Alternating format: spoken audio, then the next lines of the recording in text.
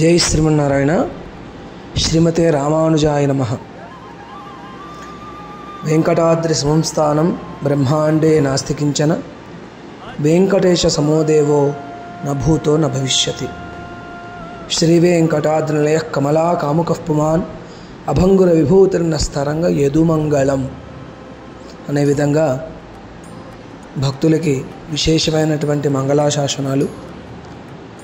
వెంకటాద్రి సంస్థానం బ్రహ్మాండే నాస్తి కించన అన్నట్టు వెంకటేశ్వర స్వామి, వెంకటేశ భగవానుడు ఎక్కడైతే కొలిగి తీరి ఉంటాడో అంతటి ఉన్నతమైనటువంటి స్థానం ఇంకొకటి ఉండదు.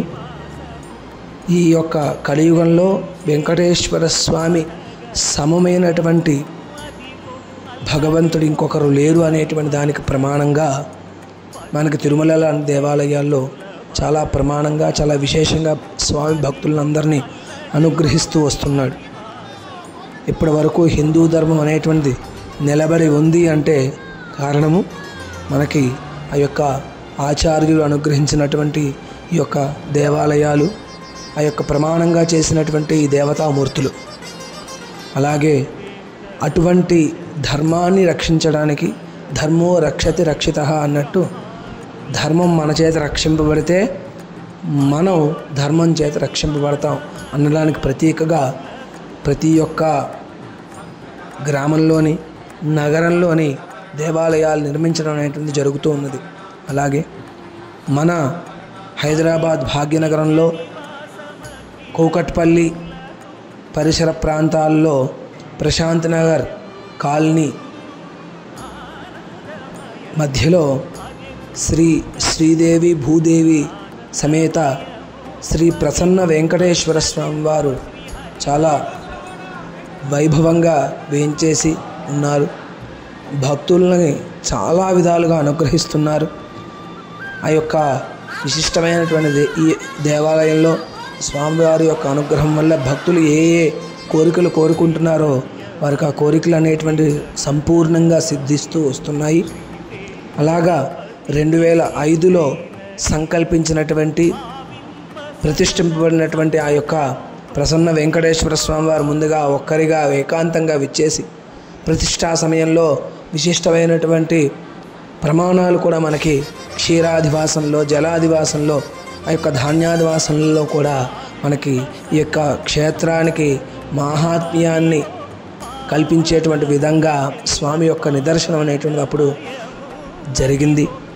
అలాగే ఈ యొక్క దేవాలయం దినదిన ప్రవర్ధమానం అవుతున్నట్టుగా ప్రతి సంవత్సరం ఏదో ఒక కొత్త నిర్మాణంతో ప్రతిసారి చేసుకుంటూ వస్తున్నాము.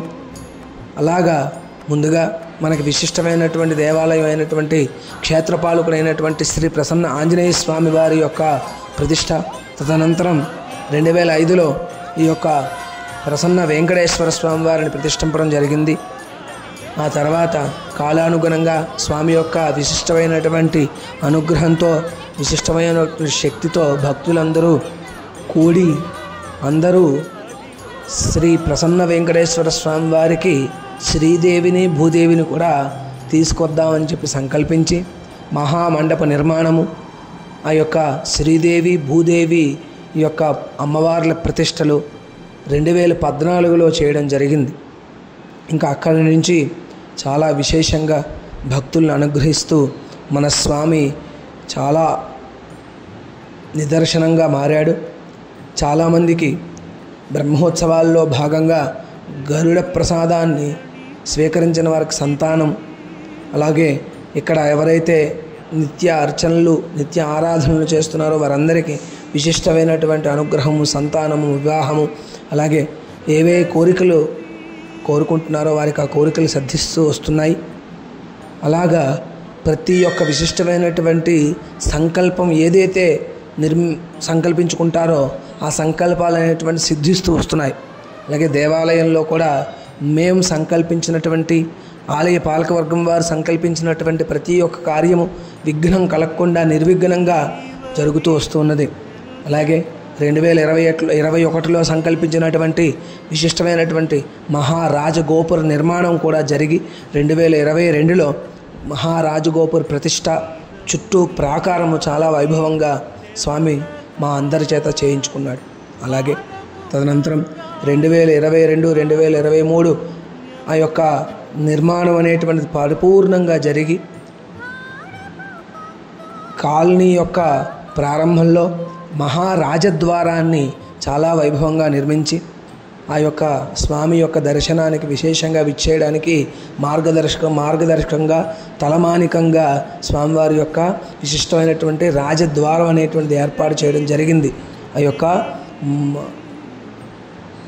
ప్రశాంత్ నగర్ కాలనీ ప్రారంభంలో అక్కడి నుంచి విచ్చేస్తే మహాస్వామివారి యొక్క విశిష్టమైనటువంటి రాజగోపురం, తదనంతరం ఇక్కడ యాగశాల, ఆగ్నేయ భాగంలో విశిష్టమైనటువంటి మనకి ఈ స్వామికి నిత్య ప్రసాదాలు చేసేటువంటి దానికి వంటశాల, తదనంతరం ముందుగా గణపతి విశ్వక్షేణుల వారు, తదనంతరం చుట్టూ ప్రదక్షిణలు చేసుకుని వస్తే అక్కడ స్వామి గరుడాల వారు, క్షేత్రపాలకుడైనటువంటి ప్రసన్న ఆంజనేయ స్వామి, శ్రీదేవి భూదేవి అమ్మవార్లు, మూలమూర్తి అయినటువంటి శ్రీ ప్రసన్న వెంకటేశ్వర స్వామి వారి యొక్క దర్శనం అనేటువంటిది చాలా వైభవంగా కూడా జరుగుతూ ఉంటుంది.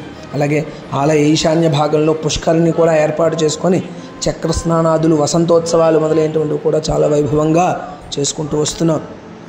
ఈ సంవత్సరము చాలా విశేషంగా గోశాల, తదనంతరం స్వామివారి యొక్క విశిష్టమైనటువంటి వెంకటేశ్వర మహాత్మ్యం, చాలా దేవాలయాల్లో వెంకటేశ్వర స్వామి మహాత్మ్యం అనేటువంటి తెలియదు ఎవరికి.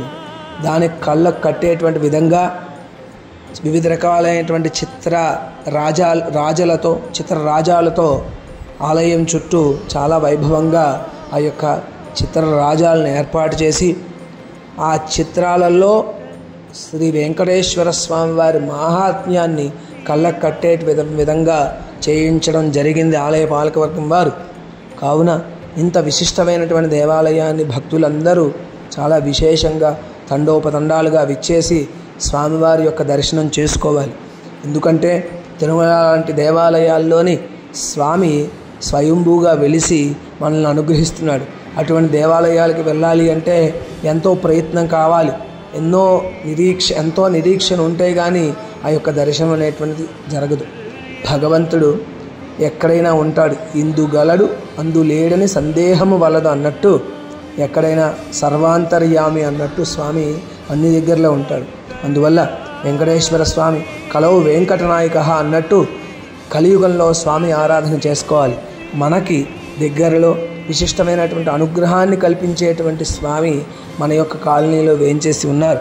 కావున భక్తులు అందరూ విశేషంగా విచ్చేసి మీ యొక్క కోరికలు స్వామివారి దగ్గర విన్నపం చేసుకొని స్వామి అనుగ్రహాన్ని పొందాలి అని చెప్పి ఆలయ పాలక వర్గం వారు చాలా విశేషంగా ఈ యొక్క నిర్మాణం అనేటువంటి చేయడం జరిగింది. కావున భక్తులందరూ విచ్చేసి స్వామి అనుగ్రహాన్ని పొందవలసిందిగా ప్రార్థన. జై శ్రీమన్నారాయణ, జై శ్రీమన్నారాయణ, జై జై శ్రీమన్నారాయణ.